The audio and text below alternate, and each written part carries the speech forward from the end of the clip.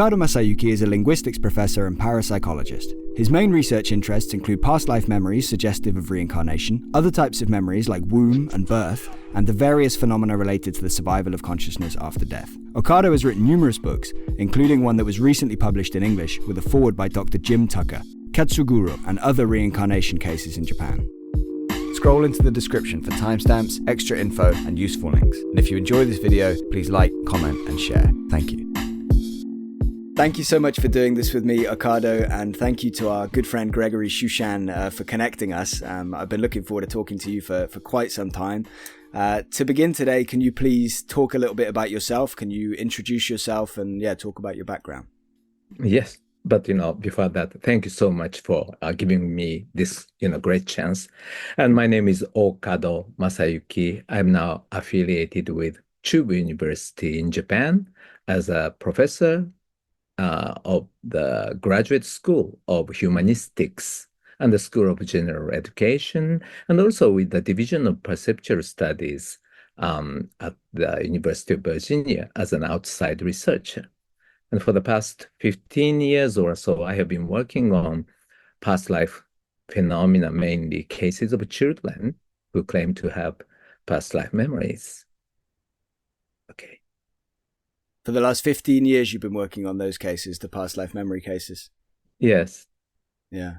Wow. And what other areas, we won't go into detail for now, but what other areas have you kind of focused on? What have been your other research interests throughout your career?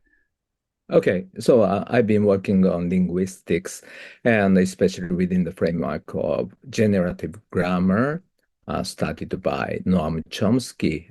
He's a very famous guy and kind of, the pioneer of the cognitive revolution. And in his framework, the basic goal of linguistics is to, make a model, create a model of how our linguistic ability is made up of. And so the basic assumption is, of course, the linguistic ability, which is innate and which is in our brain.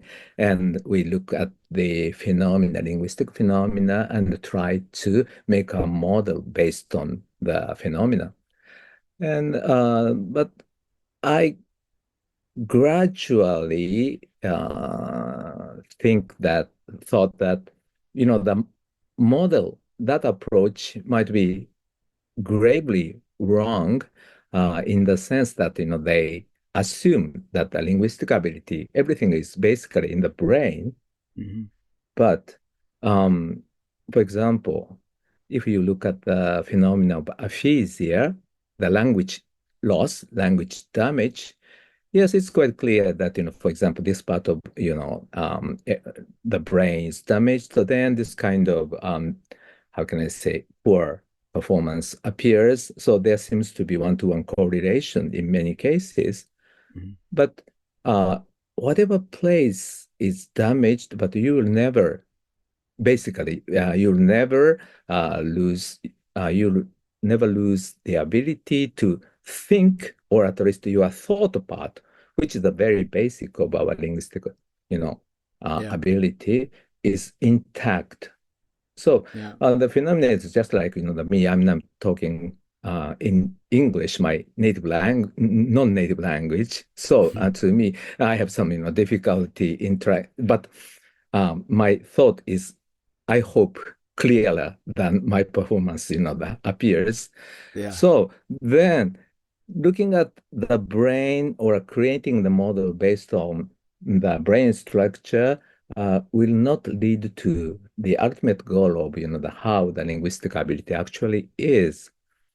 And also, sometimes, that even if you lose the linguistic part of the brain totally, but then if you are young, you can recover the linguistic ability, which means that, the linguistic ability is not in the brain, but somewhere else, or maybe some other area of the brain, but, at least not this part. So I was gradually disillusioned and, think maybe the linguistics, at least in I'm working, is not the most interesting thing to me. That is the reason why I shifted from linguistics to parapsychology, academically speaking. And at the same time, of course, like probably everybody else, I'm wondering why I live and, what kind of life I should lead and that kind of thing.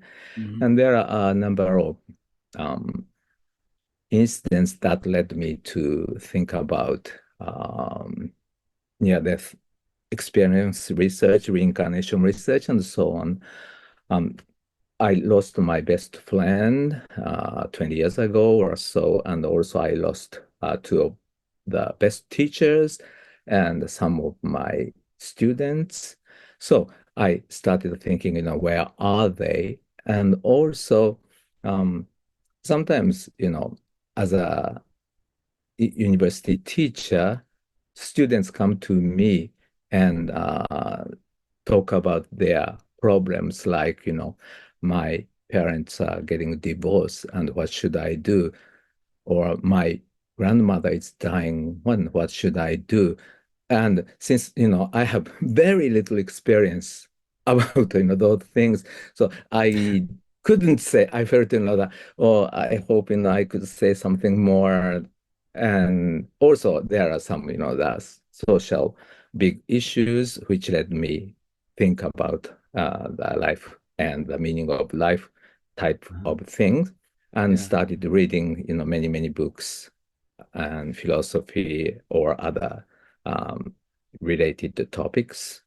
And there's a book titled Creating the Value of Life, written by a professor of a university. And in that book, his name was Ida. He introduced many research works of near-death experiences and other parapsychological research topics.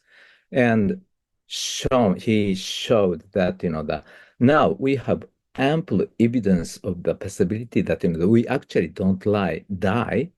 So why don't we live according to these data suggest? So maybe materialistic idea is not the right one. So, for example, even if your grandmother is dead, but actually only her body disappeared and that kind of thing. And he does not impose that, this is the truth, like religious people. But since we have so many research data, why don't we just accept? Then our life would be much better type of approach. And I thought, wow, that's a great book. So, I bought many copies of that book. And whenever I had a chance, whenever I felt that, oh, this book is for this person, then I Mm-hmm. gave it to him or her. Yeah. Nice. But yeah, but gradually I feel frustrated because in the book, the works cited were done by Bruce Grayson, Mm-hmm. Ian Stevenson, Western scholars, and I thought, well, this is a very important topic, and more and more people should work on this. But Yeah. don't we have any scholars in Japan who work on this? And no, I was unable to find any.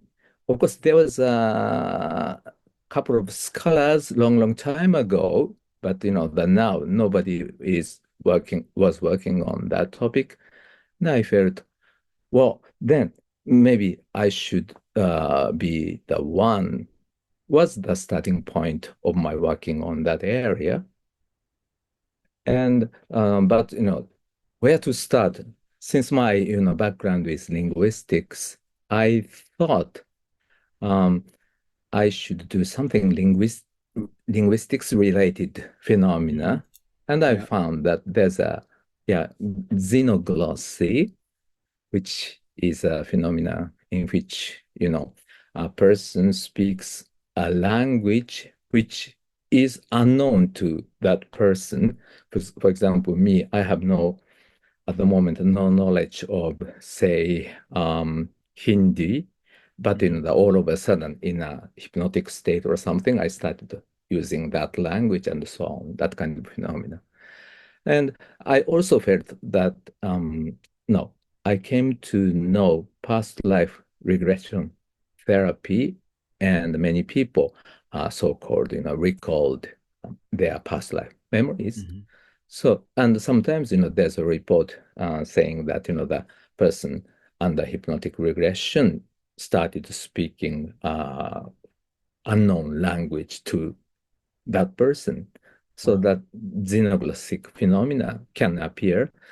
Well, that's a good, place to start. So I looked for data of such xenoglossic phenomena. That's how I started my own research. Yeah. Yes. Yeah, it's fascinating. The xenoglossy sounds really interesting as well. So how many cases did you find, like approximately? And was there maybe one that was particularly interesting that you'd want to talk about? I guess I'd also ask another question if I'm not going to overload you with too many questions at once. Okay. Does it Okay. also, So about xenoglossy. yeah. Okay. Does it also happen like occasionally during traumatic events? Like, do people have an injury and then have like a new language come to them, or is it purely with meditative states and things like that? But yeah, just talk a little bit about xenoglossy, and if you could share a case, that would be the summarized sure. question. Okay. Yes, sometimes, like a possession case, that people all of a sudden started to, but, in that case, people become very, very strangely as if, he or she is a different person and started an unknown language. That kind of phenomena, yeah, do happen, but I have never investigated such cases myself. And the only case I investigated seriously is the case of a Japanese woman who, under hypnotic regression, spoke the Nepalese language, the Nepali, and she had some physical and mental problems, and she went to a hypnotherapist, and she was regressed. And under that session, she was regressed to a village chief in Nepal, and talked about some life there. And the therapist at the time asked her, "Could you speak some Nepali?" And she spoke two short sentences or sentence-like, utterances. And the therapist asked, he found, the two language specialists and check the data. And at that time, they said, one of them said, well, it's not Nepali. And the other said, that it's too unclear to see what the language is. But anyway, he wrote a book, and in that book, he reported that incident or that, session about that session. When I read that book, I thought that, oh, this can be true xenoglossy, although the therapist said that, the data is not clear. So I contacted the therapist, asked him for the data, and he understood my intention, that he willingly, let me use that data. And at that time, it was back in 2009. And during that period, there's a Nepali speaker and also a visiting researcher. He was an anthropologist. So I went to his house.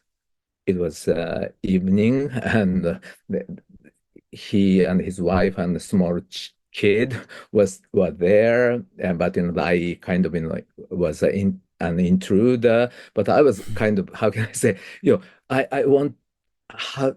I want to have him, listen to the data and check whether it really is Nepali or not. Yeah. So I called him and asked him.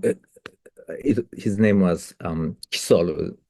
Mr. Kiso, could you, just listen to this, the audio clip?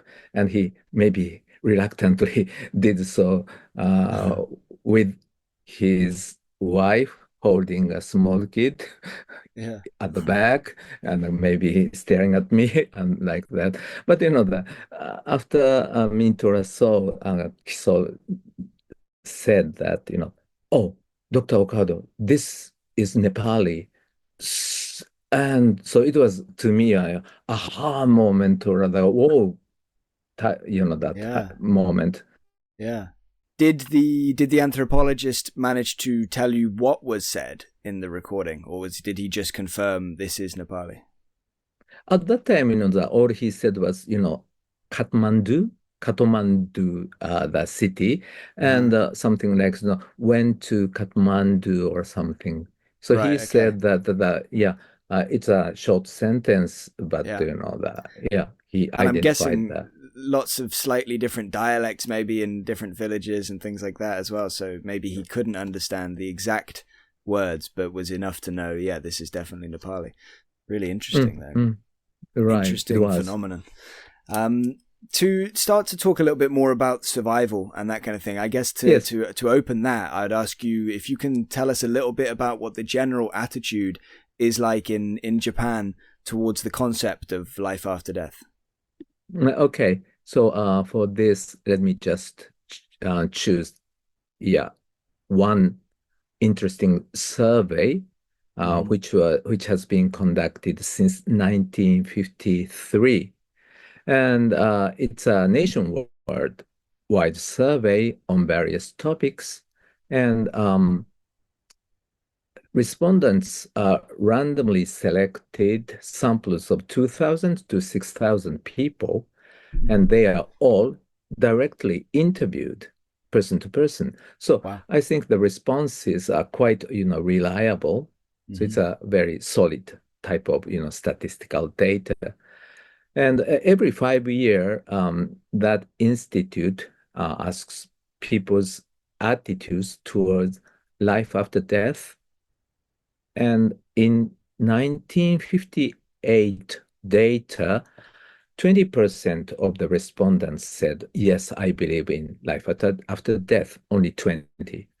But in 2008, after 50 years, 38% said, yes, I believe in life after death. So 80%, 18% up That's after, that significant, yeah. 50.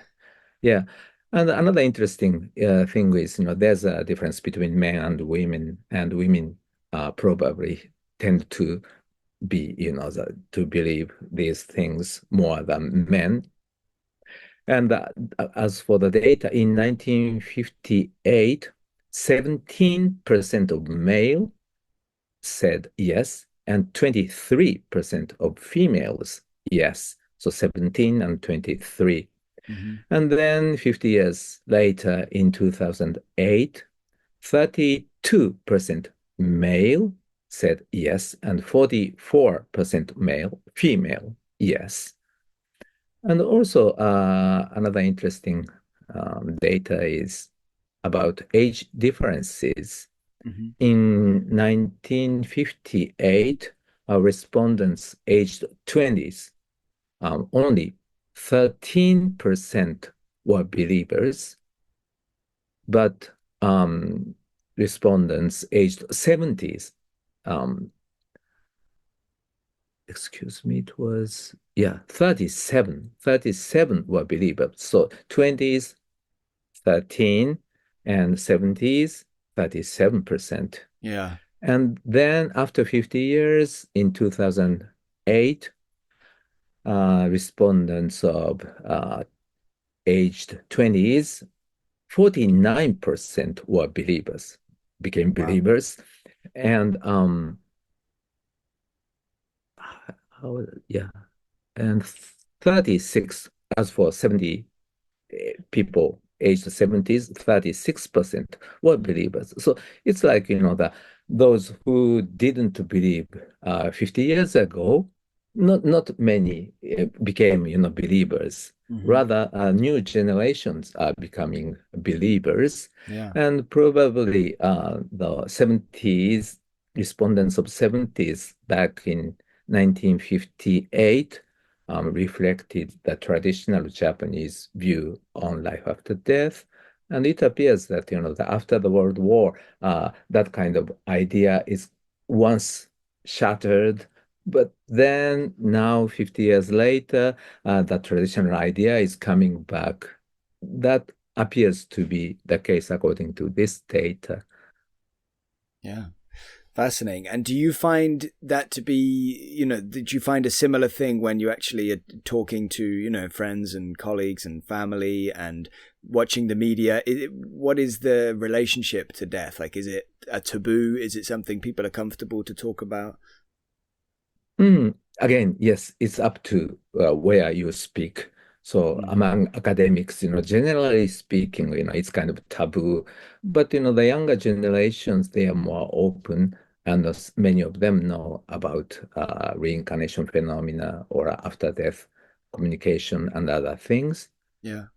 As, real phenomena, not just, something you watch in movies and other, Yeah. things. Yeah. And I guess that might be somewhat similar to what's happening in the Western world as well. I feel like maybe younger people are becoming a bit more aware that there's some actual, data behind all of this stuff. And it's not just, as you say, like sci-fi movies. Can you please talk a little bit about what you call the cycle of conception? So can you tell people what that is and maybe talk a little bit about the memories related to it? Oh, yeah. Okay, I'm interested in, how past life phenomena occurs and the cycle of conception. So my assumption, basic assumption, probably I share this assumption with many others, but that our stream of consciousness is kind of traveling through time, and you have past life, but past life, of course, ends. And then for a while, you have the stage of with no body, and then the conception period. And then, you have body, which is in the mother's belly, and then birth, and then you have the present life, and then you die, and then you have no body, and you have, then the conception comes, and you will be in a different mother's body, and so on. So that kind of, cycle we go through. And as for memories, memories from your past life, I call past life memories, and the memories coming from the period between the death and the conception, I call that life between life memories. Life And some between life people may have memories. heard of the term intermission memories, which is basically the same period we're Yes, referring basically to, same. right? Actually, but the term intermission memories usually refer to the period of life between life memories and also in the womb memories. Okay, right, So yeah, I'd like to separate these two. got you. Or That's the some people difference. even, yes, and some people even, incorporate the birth memories as intermission memories. Right. So Okay. to But me, that's what you're past, doing. You're separating it down into four. So you've got the past life memories, you've got the life between life memories, and then please continue. yeah, and in the womb memories or womb memories, Yeah. and then birth memories, of course, birth around the birth time. Yeah. Which is fascinating. The idea that you've broken it down into all these, because I think most people have heard of the idea of past life memories, but not necessarily so much about womb memories or birth memories.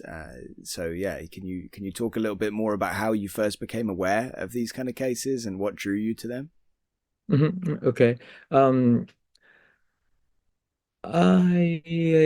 No, there's a doctor named Ikegawa Akira who is a gynecologist, and he is, searching for those memories. And his, goal of doing research is, if mothers especially, know or think that the children actually, for example, when they are in their belly, hearing you or knowing what you are doing, then their attitude is, drastically changed. You don't, if you don't have any such, knowledge, then, and you think that, that the children, baby is still, can't hear and can't see and can't feel properly. So, it's just a kind of material, pre-human body, then the birth tends to be difficult. But if you know that the baby is actually a person and the mother treats him or her as a person, and also the baby's father treats him like that or her like that, then the birth is significantly easy. And also after the birth, child mother or a child father relationship would drastically change. So for that practical reasons, he collected lots of stories of such children memories, and I got acquainted with him at one time and asked him, don't you happen to know any past life memory data? And he introduced some of the children to me, and I started working on those children. But I'm, I think the phenomena is kind of continuous. I mean, um, past life memories, many children with past life memories also have life between life memories and other memories. And children, for example, with life between life memories, do not have past life memories, but the other two memories, or some of them have only just one type of memories. Yeah. But it's a continuous phenomena, and I started investigating all these at the time. So some of my the children I studied has only womb memories or birth memories, and some of them have only past life memories.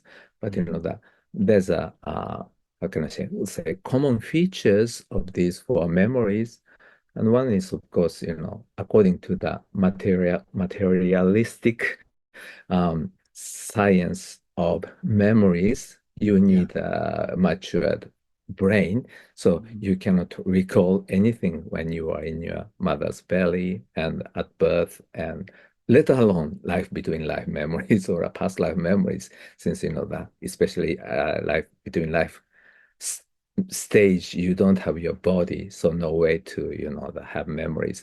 But anyway, those are some common features. For example, children start talking about those memories when they were around 2 or 3, and the top highest point is 5 or 6, and then he or she gradually, stopped talking about those And that's memories. And similar for when all the four categories of these memories. It's a similar exact ages. exactly. And also, Interesting. that they tend to talk about those memories in a similar situation, especially when mother is, with that child, and making him, her sleep, go to bed, and that they tend to talk something, Yeah. and children often talk about past life memories and Yeah. other memories, and also bath time or in the car and so on. So So possibly when very relaxed, yes, almost in another state, an altered state of consciousness, almost. yes, exactly. That's I feel. Yeah. So it's in a sense, hypnotic state. So just like the adults recall past life memories, the children also recall those memories. Yeah. Really interesting. Could you share some cases, maybe, or one case at least for, particularly for now, the birth and the womb memories? Also, if you want to go on some life between life memories, we'll definitely come back to past life memories and talk more about that in the rest of the conversation. But for now, yeah, I'd love to hear maybe some examples of womb and birth memories. Okay, for example, as for life between life memories, okay, a girl of 5 said to her mother all of a sudden, and I saw you in a gorgeous white dress. You are holding a dog. And the mother had indeed held the dog while wearing her wedding dress. Um, After the wedding ceremony, she had entered a room where the dog had been waiting for her return. And she clearly remembered this experience. The dog jumped into her because holding a dog in a wedding dress is usually not something you should do. So yeah. So how do you know? Do you know this? The And there event. was no photographer in the room taking No, photos of the dog no, with the no, wedding no dress. way, no way. Right. Or, another example is a girl it was 6 years old, who drew a picture of a building, a four-story building surrounded by mountains. And her mother asked her, "What are you drawing?" And yeah, this is a place where I found you. What do you mean? You are on the fourth floor, and from the window, you're looking at the mountains. And that's exactly what, her mother was doing before the conception. And that kind of story, there are many. And likewise, in the womb memory, our children often talk about the song or the book and other things. Their mother, actually listened to, actually read, and so on. And also at the birth, um, who are there at the time of the birth, or what happened at the time of their birth, and so on. That kind of things children quite said correctly. So Are they more likely to remember the birth when it's like a traumatic birth, or is it the same for for normal, natural, smooth births as it is for traumatic? mm. As far as I see, there's no big difference. Some of them, but the many of them said, it's quite, how can I say, felt pleasure, and it was kind of hard. But when they saw light, then it was so nice. And some of them didn't say anything about those traumatic part, and just their birth was good, and was happy to be able to see his or her mother, and so on. Wow. And the womb memories, like, yeah, could you share maybe some interesting examples of the womb memories, if you have any coming to mind? Yeah. Are they? I suppose they're normally sound focused, sound, based. The womb ones. And the visual ones, I don't know whether that happens in Britain, but sometimes even if your wife is pregnant, men can go out and have drinks and came back home drunken, and kind of the wife is getting angry. Why,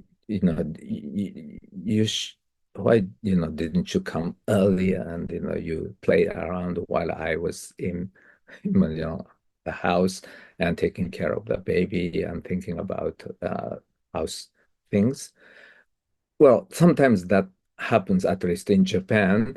And a child recalled an incident um, when his father came late drunken, and when he was in his mother's belly, the wife was angry, and kind of scolded him.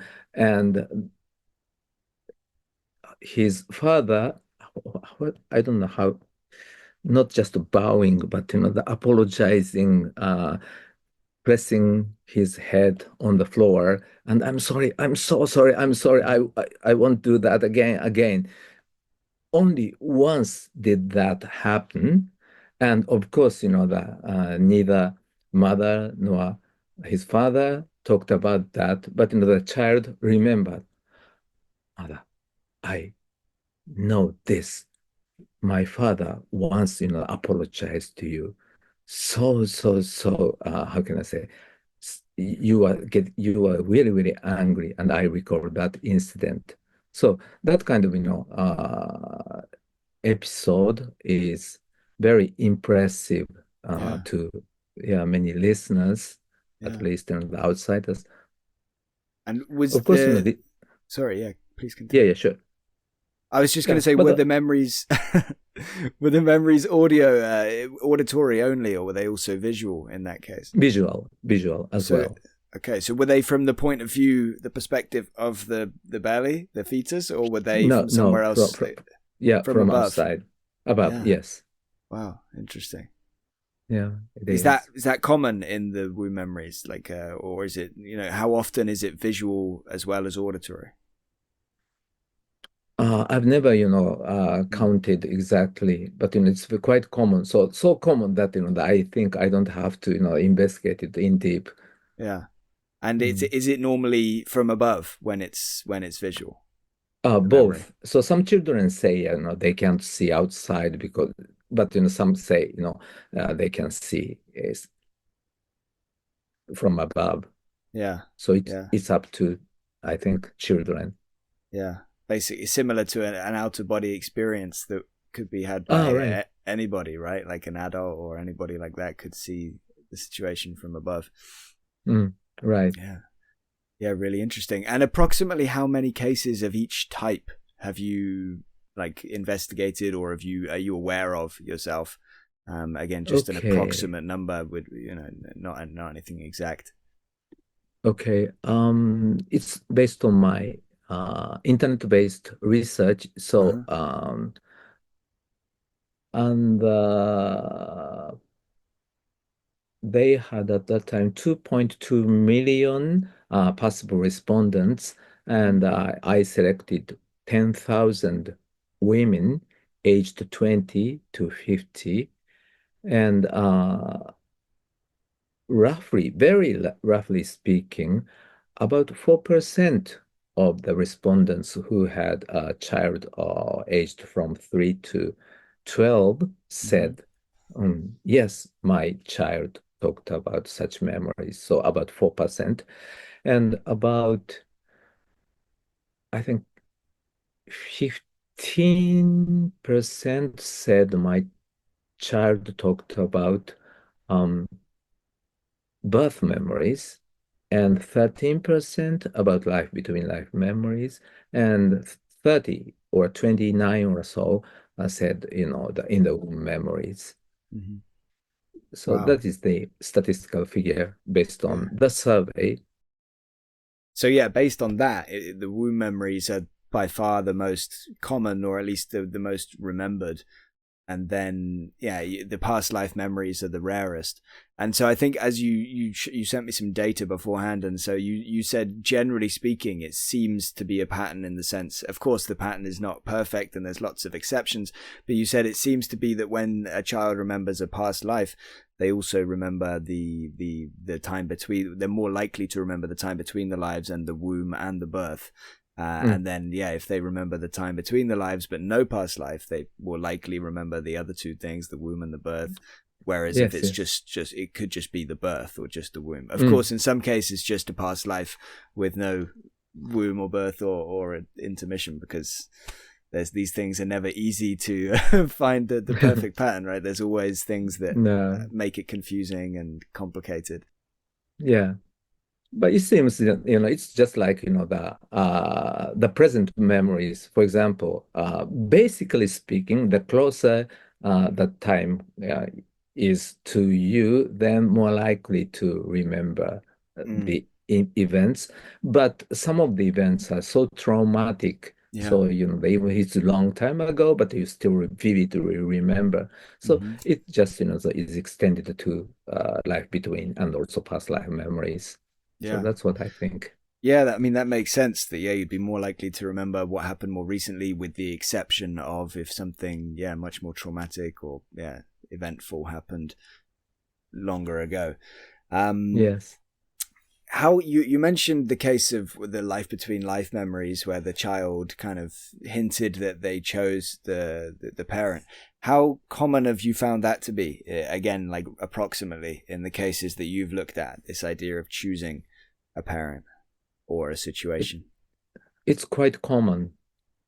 Almost, I don't say universal, but that Hmm. whenever children talk about life between the life memories, they quite often say that that they chose their parents, no, especially mothers, Hmm. and very few of them say they chose their fathers, unfortunately. Yeah. Um, yeah, that is really interesting. The idea of choice. Do you find any differences, for example, in how many seem to be choosing the parents, or any other differences when you're comparing Japanese cases with other international or cases from other cultures or countries? Again, I don't have any, statistical data No, of no. international cases, so I can't say. But for example, in American cases, many children say they chose their mother Hmm. in their life between life states. Yeah. And for example, the famous case of James Leininger, he said, Hmm. he chose his parents and so on. Yeah. Yeah. So Absolutely. uh, Have I think it's quite common. Have you noticed any other kind of differences? Again, not based on loads of data, but just on your, looking at different cases. Has anything popped into your mind as, oh, I see this sometimes in Japanese cases, but never in an American case, or the other way Mhm. around? Or, is there any Mhm. features that stand out as different or similar? Uh, clear difference seems to be, I think, James Matlock talked about this, but it was investigated by Jim Tucker and Dr. Sharma, about Burmese intermission memories. Hmm. So in those cases, children tend to recall that they stayed at the place of their death, not, instead of going to a heaven-like place. Yeah. And often they stayed at pagoda and some other places.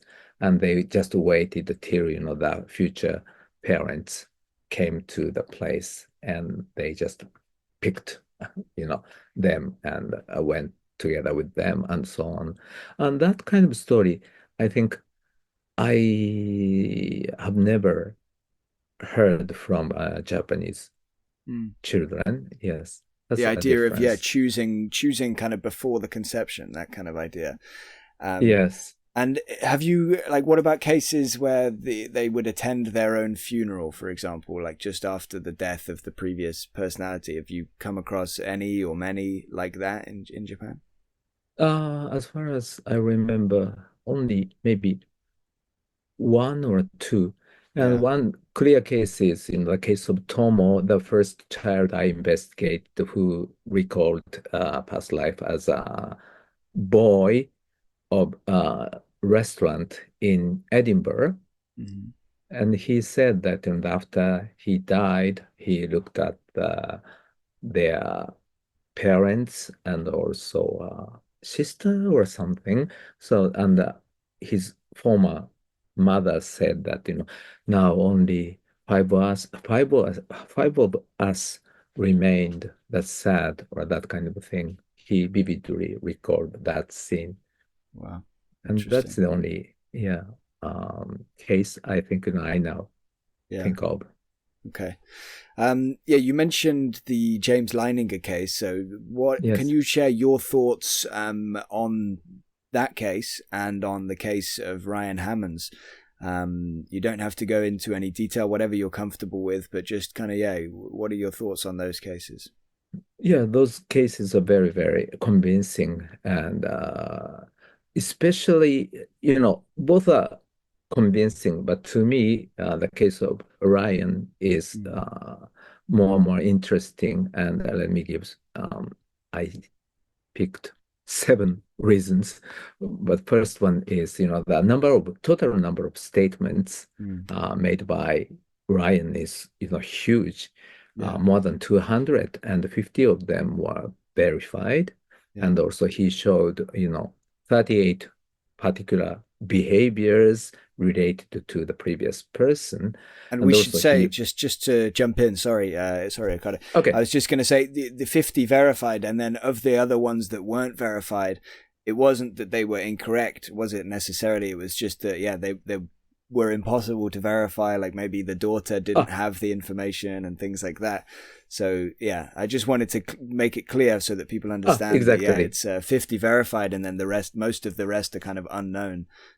So they could have been a lot more correct as well. And some of them were so obscure and bizarre. Right? Like really random facts that, Anyway, please continue. So maybe, potentially verified, maybe 150 case, items. So yes, exactly. Thank you. And also, his parents are both Christians living in a very small town.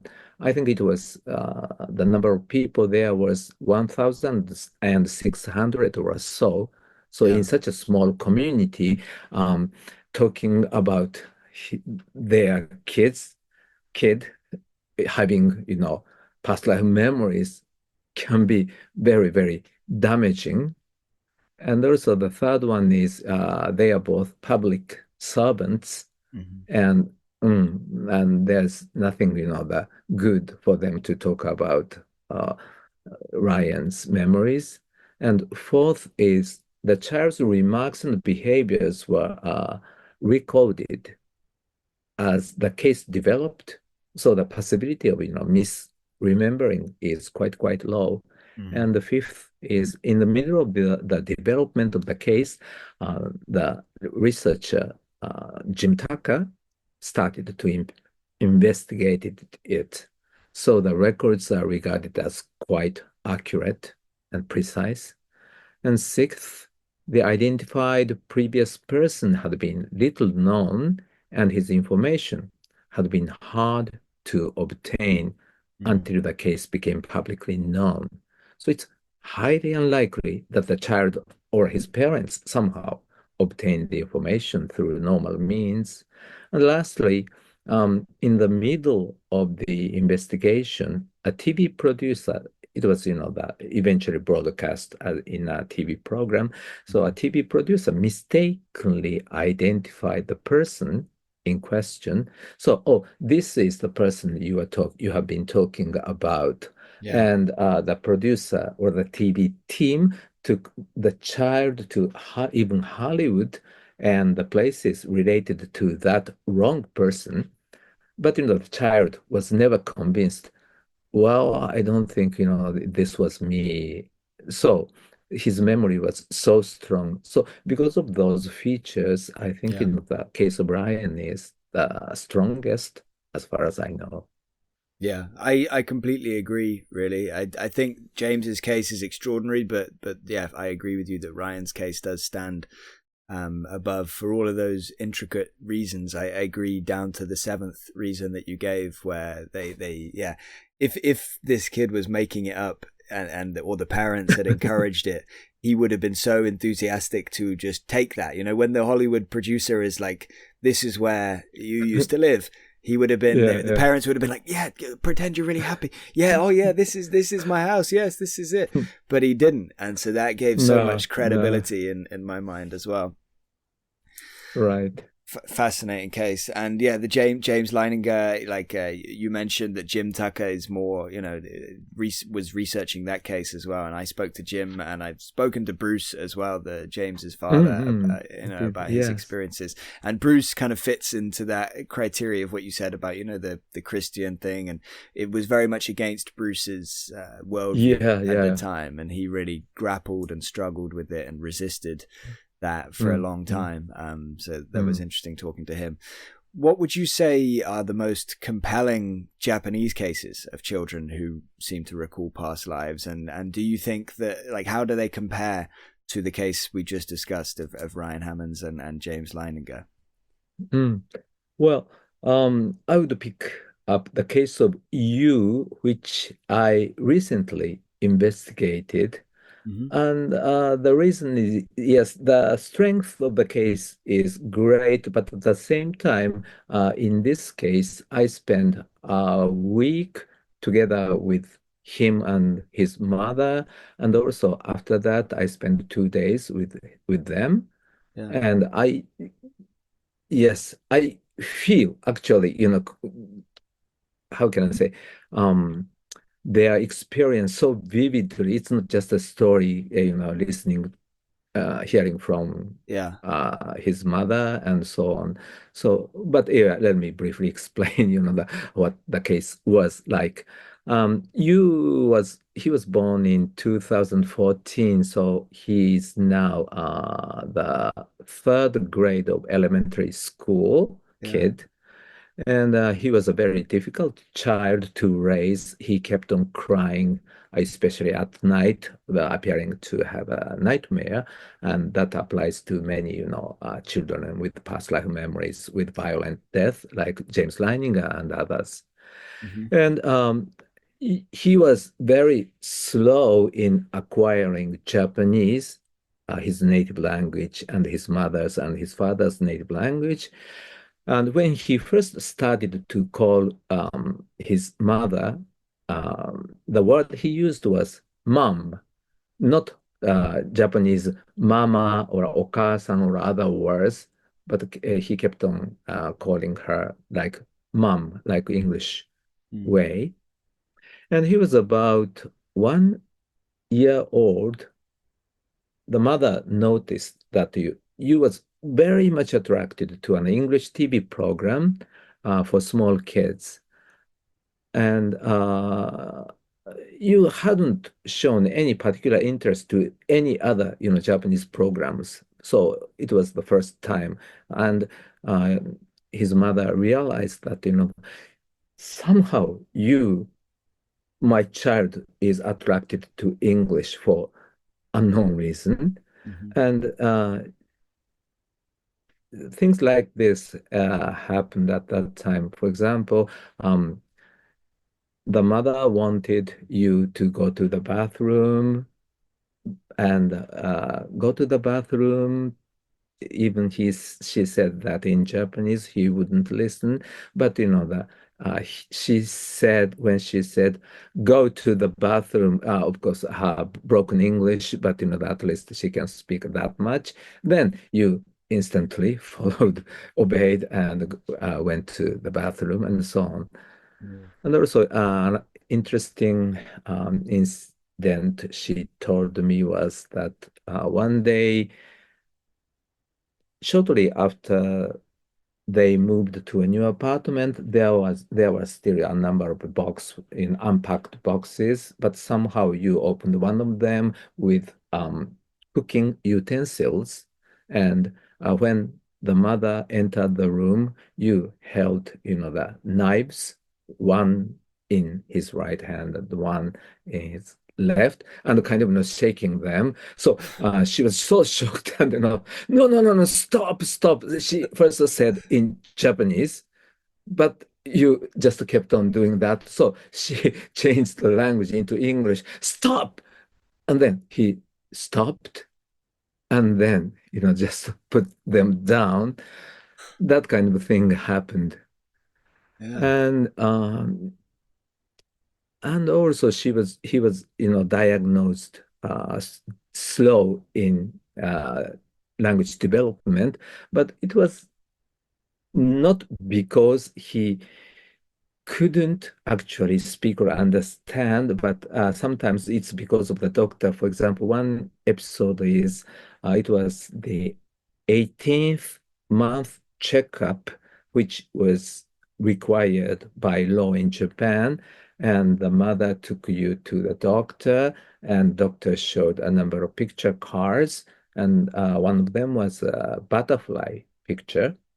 And you said when you was shown that picture, butterfly in English.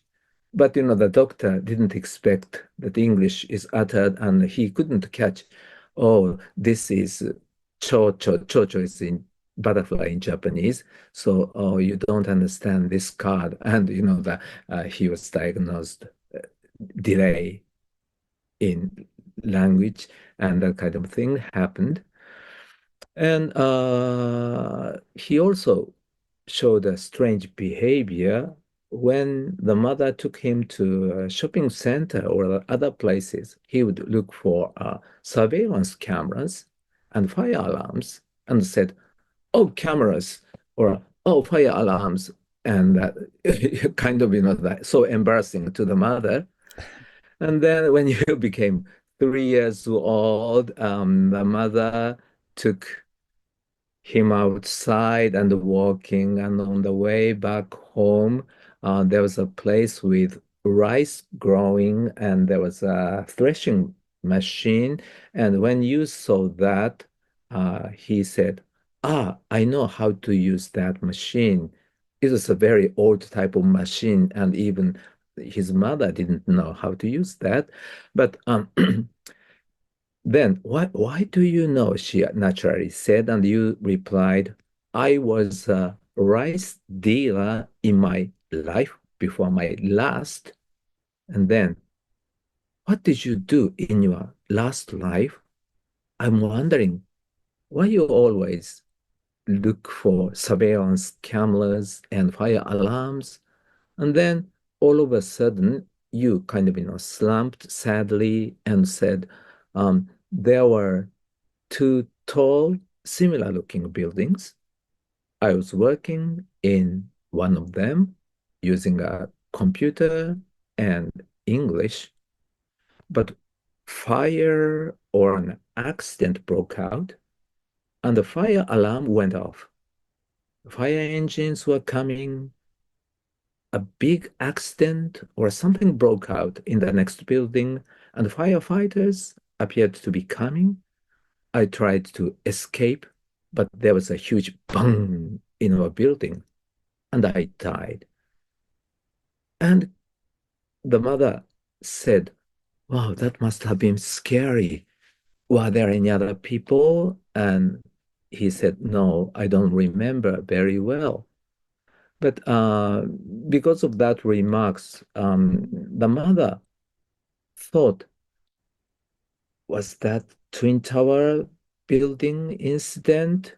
But at that time, no, sorry. And he added that I was on the 100th floor, but she thought the building was 70 or 80 floors tall. So she said, I don't think there is such a tall office building with 100 floors.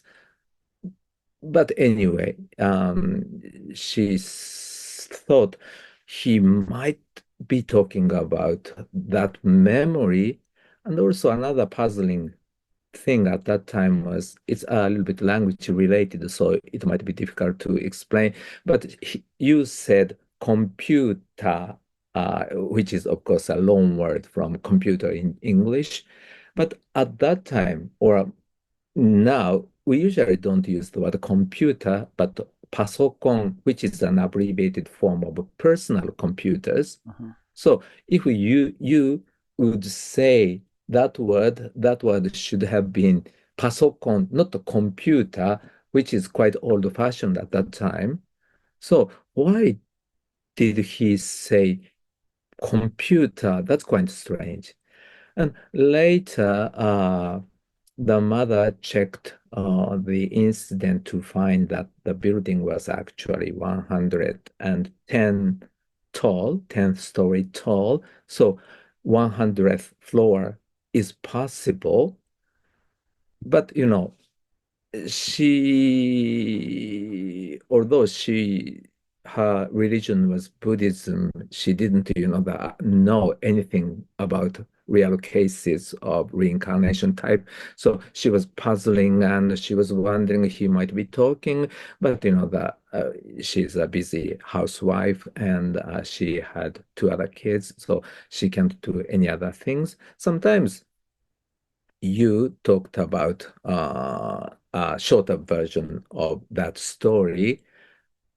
An interesting thing is, for example, when they are watching TV or listening to the news and some incidents, some accidents are reported, then the mother sometimes say, "Oh, you also should be careful." And then you said, "Yeah, I know, I died once." And that kind of conversation, took place sometimes. And then, excuse me. Yeah. And another development. Yes. When he was 4, he went to the kindergarten and but he often refused to go. And the reason is I have no time to play with kids. I have to go to work. And he created the kind of, the business bag using cardboard, paper, and went to the next room and wrote or drew something. And he says, that I'm working. And yes, so to him, the kindergarten is not a place, Yeah. that he should spend Waste of time. time. Yeah, yeah, yes, exactly. And also at another time, when the mother came to the kindergarten to pick him up. The teacher said, he cried. He cried a lot today. What happened? There's a fire drill, Hmm. evacuation drill in the kindergarten, and for unknown reason, he started crying, and that it's hard to soothe Wow. him. Yeah. So, what was? Uh, have Fascinating. you? Yeah, has your child, experienced something bad? And came at that time, the mother had no idea, but probably that's related to that, memory, possible memory. And then, um, she didn't remember whether that happened when you was the second year of the kindergarten, but at least at the third year, in the third year, he was able to participate in the drill. But later he said that, I don't want to that, but I just behaved good. And also, I interviewed, the three of the elementary school teachers you attended, and one of them who taught you when he entered the elementary school said, again at the um, fire evacuation drill, um,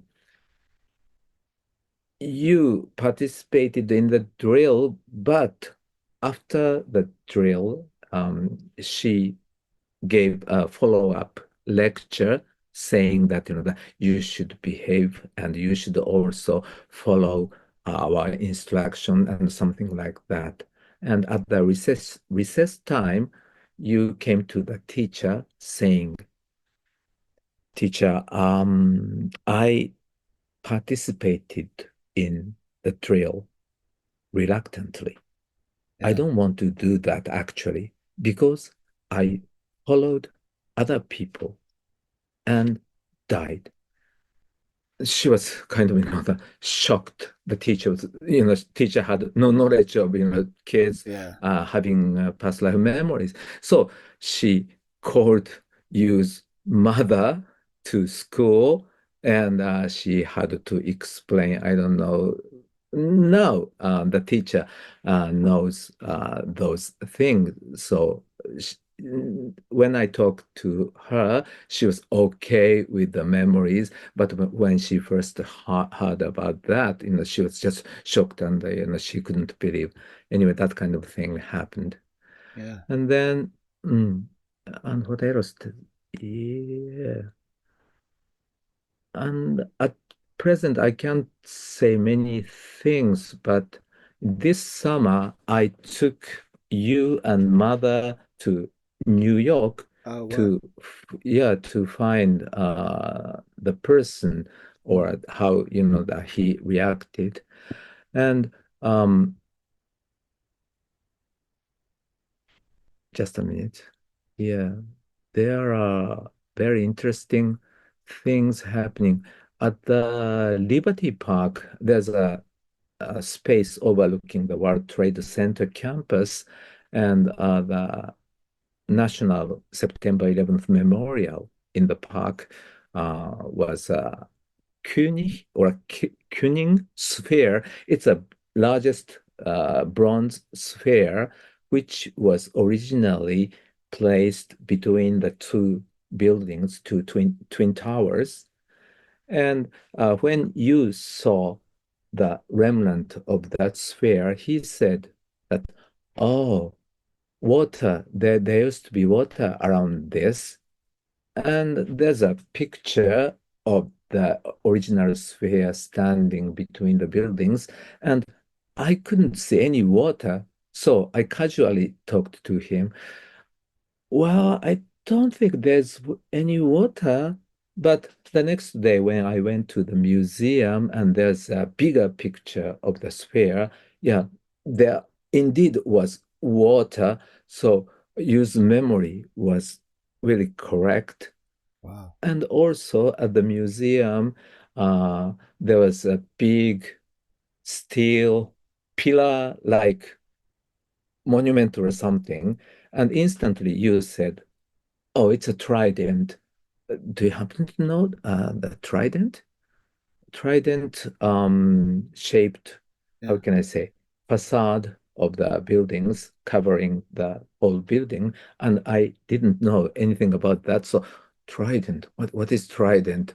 And then there's an explanation and the picture and oh, I see. And I was also surprised. And that kind of, thing Wow. happened. And then I took him to the uh, what was the name of that? Yeah, the place where the two towers were located are now a big pool, and surrounding the pool, a metal plate with the names of the victims Yeah. inscribed. Like a ground And zero memorial. yes, Yeah. that's right. And then, judging from Yu's story, he would would have been in the South Tower. The second plane was the place the second plane hit. So we went to the South Tower Memorial, and I kind of started reading. That do you recall the name of this person? Do you recall? He wanted to do that, and the number was more than 1,000. But I read one by one, like Ben Sinclair, and he said, oh, no, and Okado Masayuki, no, and like that. And he picked up 13 Hmm. people, and he thinks, that he's aware of the names familiar to him. And it turned out that eight of them were of the same company, and the company occupied the 100th floor and five more above and below. Really? So maybe you was talking about one of those 13. So after going into the memorial, there's how can I say,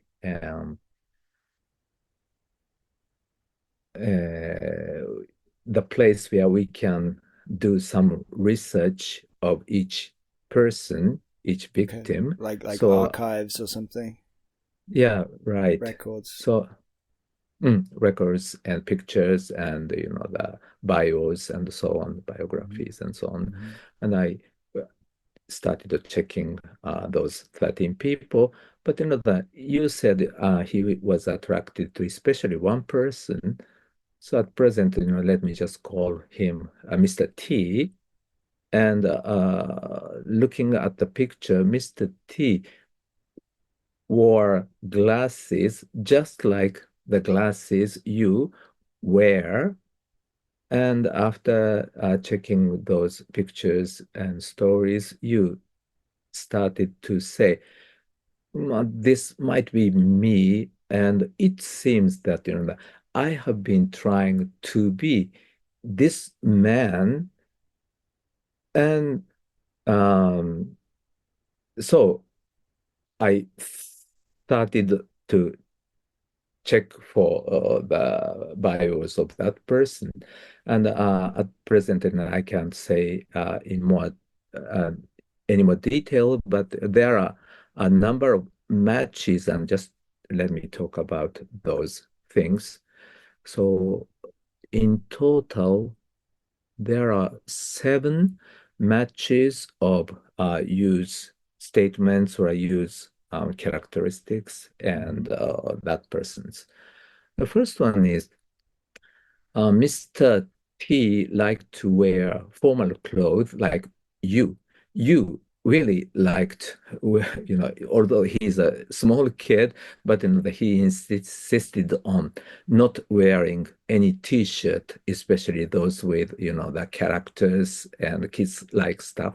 So he asked his mother to buy a necktie and a white shirt and even leather shoes. Very interesting. And Mr. T was also, went to a Catholic school and always wear a suit. And of course, he was a businessman. So that's quite understandable. And second, Mr. T loved to wear Ray-Ban sunglasses. And you also insisted on wearing Ray-Ban sunglasses. So there are pictures of you, 3-year-old you, wearing sunglasses with Ray-Ban, logo here. So both of them liked Ray-Ban. And third, Mr. T liked to listening to music, classical music, and you also like listening to classical music, which is, I think, quite unusual for Japanese kids. And For on the any way kid, from yeah. maybe yeah, even in England. Yeah, I would imagine. Yeah, I think Okay, everywhere. Yeah, but as for you, when he came to the United States all the way from Japan, it took 13 hours or so. He kept on listening to classical music, which is quite, amazing. yeah, yeah, for And sure. yeah, and the fourth one is Mr. T loved to do a lot of mechanical stuff. So a mechanical device creating something like that and so on. And you also like those things. And somehow you knew very much about some mechanics like microphones and a special type of microphones, but he knew how to use this and so on. And fifth, Mr. T loved and had a Volkswagen Beetle, and you really loved that car. Quite unusual, I think. And when the story I heard from his grandmother sometimes, that took you to many different places, but whenever he finds a stylish car, he said, "Oh, Lamborghini or Ferrari," and like that. But when he finds Volkswagen, his voice changes and Volkswagen and the grandmother naturally is shocked and what's happening and that kind of thing happened sometime. Now we don't have many Volkswagens, so the only occasionally. So you really loved Volkswagen. That's a very, very interesting coincidence. And Yeah. sixth, um, Mr. T liked a bowler hat, like this one, bowler hat, and you also likes that. And actually, he has one, and in New York, he kept wearing that. So exactly the same type of hat. Hmm. And seventh, Mr. T's last moment at the South Tower appeared to match the story you had been repeating. Um, I might have forgot to say that, but you later talked about this. Um, at the time of the incident, you tried to evacuate his, how can I say, people working for him. Colleagues. Yes. Okay. He's a kind of boss, and Yeah. he's the leader. Hmm. And actually, Mr. T was also a leader of a certain position, and he evacuated them first, and then he tried to escape. And first, he went down the stairs, but it was not possible, so he went up, and then he died. And it appears that that person, T, also was the leader, and he first, evacuated other staff members. And then after that, what exactly happened was not clear. But anyway, so because of those, the matches, I think you has been talking about memories of that person. Hmm. And I'm now, writing a paper, so I can't say very much about that. But it's a very interesting story, and also, as I said, I spent a week with you and his mother, so how his reaction changes, and how his mother's reaction changes, and so on. And Yeah. also, it very, very. Um, moving part of the story is that in many cases, mothers of such children have big troubles. Many of them do not understand what's going on to their kids. And sometimes, that they even take their kids to doctors, mental clinics, and so on. And doctors who have no idea or the framework of past life memories Hmm. sometimes diagnose the kid Asperger's syndrome or now autistic syndrome and so on. And mothers are naturally shocked, and that kind of thing can happen. And Yu's mother also has was in trouble and has been a problem because you won't behave as she expected, and you won't go to the kindergarten and try to play with other kids and so on. But now everything that is clear, and to the mother as well, and of course to you. And you appeared to be so happy because the everything he talked about turned out to be true.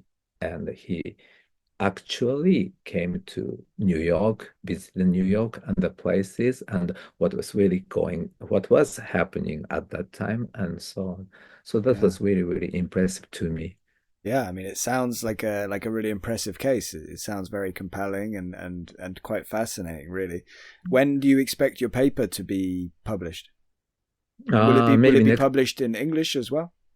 in English, Yeah, yes. yeah. Yeah, James Matlock is kind of, the editing Oh, cool. journal issue. So I'm Yeah. writing a paper and submit it to that journal. and maybe it will come out. No, if it is accepted, it will come out next year, Yeah. maybe spring. Okay, awesome.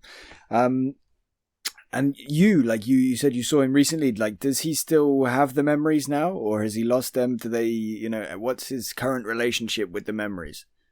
Yeah, he still has that memory, those memories, but that it's fading, and Yeah, especially after that experience of visiting the place and satisfied with the what he saw and felt.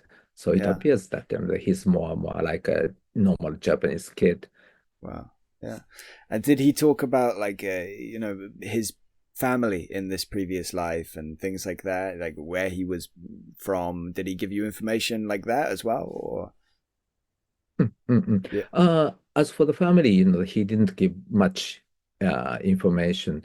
Uh-huh. Maybe he just said that I want to meet my former family once or twice when he was much younger. But when Mhm. I, yeah, traveled with him, he never said something like that. Yeah. But mostly his mind appeared to be business. So it seems that he left the business undone, and Yeah. that's the most the important unfinished business thing. It appears to be. Yeah, or the thing that's most emotionally important for him. Maybe he was just never connected with his family, and yeah, was always obsessed with the Mm. work. But yeah, really, really interesting. Did you ever show him like pictures of stuff? Did he ever recognize pictures? Like, for example, did you show him like various different sets of towers and see if he could pick out the towers from New York? Oh, no, no, no, I didn't do that. Yeah. More, yeah, when I first met him, he already knew very much about the Twin Tower Right. accident. Okay. Yeah. Yeah, But yeah, it's fascinating, and I look forward to reading the paper. And thank you yeah, for thank sharing you. the case in such detail. If you could also maybe talk about another case in similar kind of detail, the kind of headline case from your book, Katsugoro, and other cases of the reincarnation type, that would be brilliant. Okay, I'd love to, yeah, if you could talk about that case in some depth. okay. So the Katsugoro's And case, of let me course, talk your about it. book is behind my. I'm trying to point here. Your book here. We'll put it on the screen as well. So I Okay, obviously thank you. recommend people get that via the link in the description. Yeah, thank you. The Katsugoro's case is a classical one, but it's really, really well documented, and there are at least three reliable sources. Hmm. And the first, so can I talk about the sources first, Sure. or yeah? However, Okay, you're most comfortable. Yeah. okay, thank you. The first one was, it's a record by a scholar and also feudal lord, and who directly investigated a child and his grandmother, Hmm. and he wrote a detailed report of the memory of Katsugoro's memory. And the second one is upper vassal investigations. Upper vassals, high-ranking samurai, um, who is in charge of the place where Katsugoro lived in. Katsugoro's story became so famous, so popular, many people are coming to see Katsugoro, and the person in charge of the place felt that, I have to do something with the situation. At least I have to make a record and report that to my boss. So that person called Katsugoro and his father, and what's really happening, he recorded quite detail. That is the second document. And the third one is also done by a scholar, one of the greatest scholars of the period, and he invited Katsugoro and his father to his place to his school, Hmm. and for 3 days he made the detailed records of the story. So we have now at least three reliable stories, and they basically match each other. So Wow. quite reliable stories. What year And was the first one? Sorry, what year was the first one of those documented? Just it was made by a feudal lord, and he's also a great scholar, one of the great scholars of the period. when was that? What year was it that it was first documented? It was 1815. Oh wow, wow. Three of them were written in 1815, so in the same year.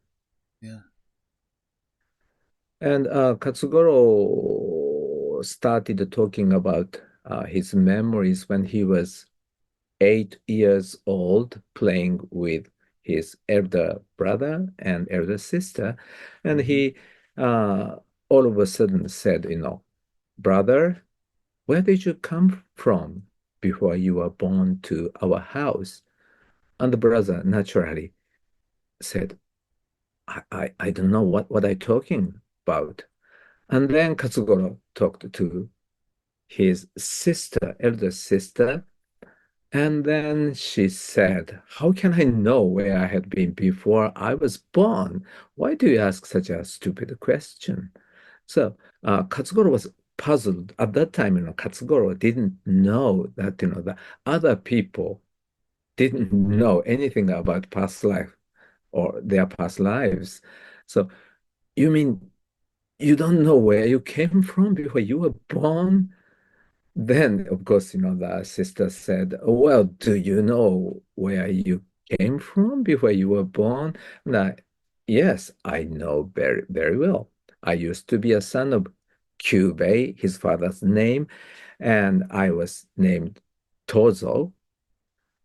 And the sister said, oh, that's weird. I'll tell father and mother about it. And Katsugoro instantly, reacted. I have spoken something bad. So asked his sister, don't talk about that. Don't talk about that. Okay. Then the sister said, then I won't tell, but the next time you behave naughtily and do not listen to me, I will tell. So after that, the Katsugoro behaved strangely. So whenever Katsugoro tried to do something, then his sister kind of, I'm going to talk about that, and kind of, threatening Katsugoro. So naturally, their parents noticed something wrong was happening to Katsugoro and asked him what's going on. And reluctantly, very reluctantly, Katsugoro talked about his memories, which was, I was a child of Kyubei in Hodokubo village. Hodokubo village is a village about 6 kilometers away from where Katsugoro lived. Right. Uh, okay, so Nakano village and Hodokubo village, 6 kilometers away. Okay. And my mother was named Shizu. When I was small, Kyubei died, and in his place came a man named Hanshiro. He loved me very much, but I died when I was 6. Later, I entered my present mother's womb and was born again. That was the story of Katsugoro. And of course, they just can't believe in that story. So that's a strange story, but just they let that go.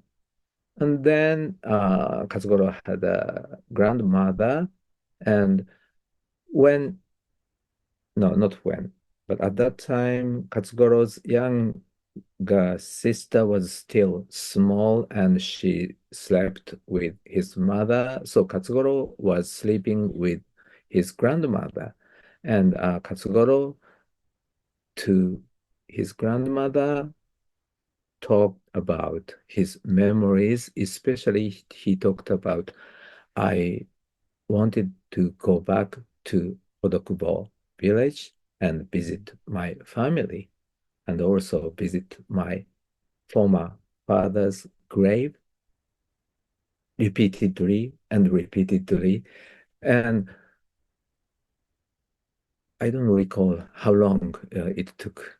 But anyway, eventually, the grandmother decided, no, sorry, grandmother asked at a meeting where many older people are gathering, grandmother talked about the story of Katsugoro. Um, do you happen to know anybody named Kyubei or Hanshiro or Shizu? And the boy who died young named Tozo. And there was a man from that village, Hodokubo village. Oh, yes, I know him or them. And so grandmother decided to take Katsugoro to that village and one day. And when she arrived, no, they arrived at the village, Katsugoro was so happy. And also Katsugoro then dragged her and, no, no, no, this way, this way, this way. And he kind of guided her and went to a house. And yes, this is the house I was born, I lived. Of course, grandmother was, not skeptical, but she went to the house and asked people there. It turned out that, that it was exactly the house Katsugoro was talking about, and also the name of the father, former father, mother, they were, and grandmother were all correct. And also the person there, so his former parents came to meet Katsugoro, and Katsugoro was so happy to be able to meet them. And they were also, according to the report, when they looked at the Katsugoro, they thought that, wow, he really looked like the dead Tozo. And they were so moved. And also Katsugoro pointed out that, for example, wow, that roof was not there when I was alive, or that tree was not there when I was alive, and so on. So after that incident, they kind of, be good friends, and Katsugoro often visited the house, and also the Tozo's parents sometimes came to Katsugoro's house, and so the mutual exchange continued for a while. Wow. That kind of story. Yeah. That's incredible. Do you know how long was the gap between the death of the Tozo and Yeah, the Tozo. birth of Katsugoro? I think it was 15 years or 10 years. Sorry, either way. Yeah. Wow. Interesting. Yeah, it's really, really interesting case. Yeah. And also, interesting part of that story is that Katsugoro recalled life between life memories Hmm. after he died as Tozo. So he recalled the funeral, how, his body was put into coffin, and at that time his spirit popped up, and he started to look down, and people took the coffin to the grave and buried the grave, and the funeral ceremonies and so on. And then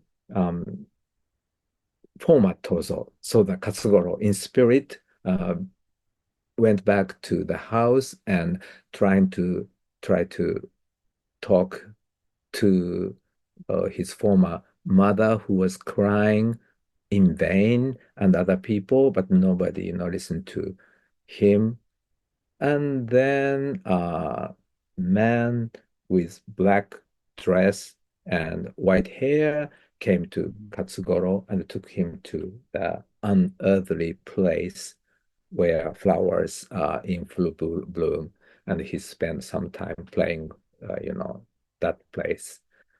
And then one day, that person said to Katsugoro, no, Tozo or Katsugoro, still in spirit, and 3 years has passed, so now it's time for you to be born again. So that person took Katsugoro to the house where he now lived, and this is the house you are going to be born now. And then he was born. And he also had the memory of in the womb, not very detailed one, but at least, that he said that he tried to shift his body when his mother was not comfortable. So he adjusted his body so that, that she can be in a better position. And also, he also had a birth memory. He said his birth was very light, so he had no problem. So that kind of thing is also very interesting, I think. Yeah. Wow. Yeah. Super interesting. I recommend, people get your book and to learn more about it. There was another case that you mentioned that I don't think we have time to go into it today. The case of Takeharu. I don't know if I pronounced it correctly. Yeah, Takeharu. Yes, you pronounced Maybe it. we should save that for another time. If you kind of wanted to talk about that case in detail, what do you think? Yeah. Let me do so in the future. Yeah, okay. Yeah, okay. Maybe to kind of finish out today, one of the questions I'd like to ask you would be whether you've had, I mean, again, I'll clarify that I did have lots more questions to ask you about past life memories, but I think we'll save that for a future conversation where we'll talk about the other case that I just mentioned and maybe some other cases, and then I'll ask you all of my other questions too. Yeah, sure. Which would be more about the kind of theories and speculations and about, statistics and the cases themselves. So for now, if I could just ask you whether you've had any kind of personal experiences in these areas, whether it be anything anomalous, really, anything that doesn't fit the mainstream understanding, of the world. So whether it's a UFO sighting that you've had, or types of after death communication or psychic phenomena, precognition, anything. So have you had any experiences yourself? Yeah, I have a couple of the past life regression experiences. And one of them was very impressive, extremely impressive. And I wrote about that in my book. But, it was so, how can I say, probably the best experience in my whole life.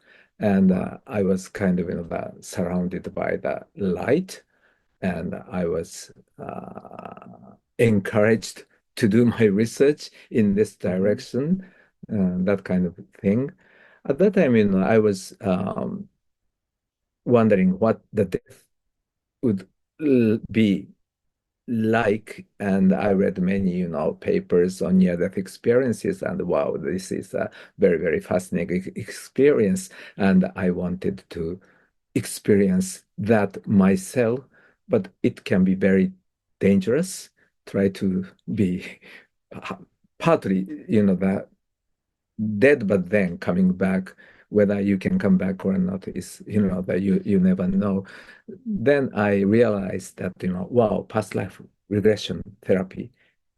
Then when you experience your past life, then you, of course, can experience your death, at least in hypnotic state.